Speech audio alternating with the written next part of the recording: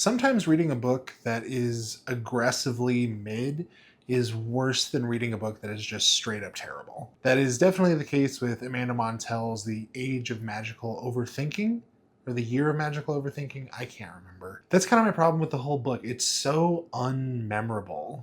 Um, you might know Amanda Montell for writing the book Cultish, which is pretty fun. It's kind of a slightly below surface level examination of cults, where they come from, ones that have been famous, ones you may have heard of, how cult leaders gain their followers, that kind of thing. And as far as like pop psychology goes, it's pretty cool, or pop sociology, or whatever you want to call it. Amanda also has a pretty entertaining podcast where she goes over other types of organizations and movements that may or may not be a cult. Everything from Lululemon to Starbucks to IKEA. And it is kind of cool seeing an examination of those institutions through the lens of like cultishness, right? However, this book is pretty aimless at best. I'm not really someone who pops on here and like likes to trash a book, and nor do I think that this should be completely trashed, but like I just could not get through it. I DNF'd it like 2/3 of the way through, I think. Part of it is I just don't think I'm necessarily the audience for it. I think a lot of the sort of like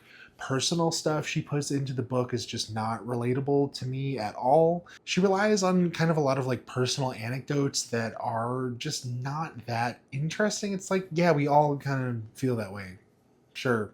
Living in the modern age on the internet is kind of weird. And yes, humans are irrational. However, what if I told you there's a book about being online and the irrationality of people online that is way better written, and much more informative given everything that's going on, especially in the United States at the moment? That book is Doppelganger by Naomi Klein.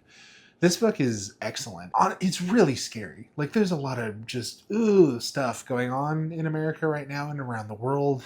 And as we sort of like further descend into this hellscape that we're in right now, this is a book that provides like some valuable insight into the way that people go on the internet and become this sort of like monster version of themselves, and sort of co-opt like the language and the movement and progressive ideas for stuff that is super just so anyway, if you want like some light reading or like a free audiobook on Spotify, sure, like get into The Age of Magical Overthinking. It's fine.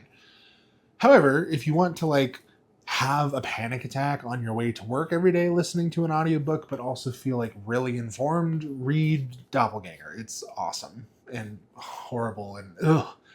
I gotta finish it though, I really do.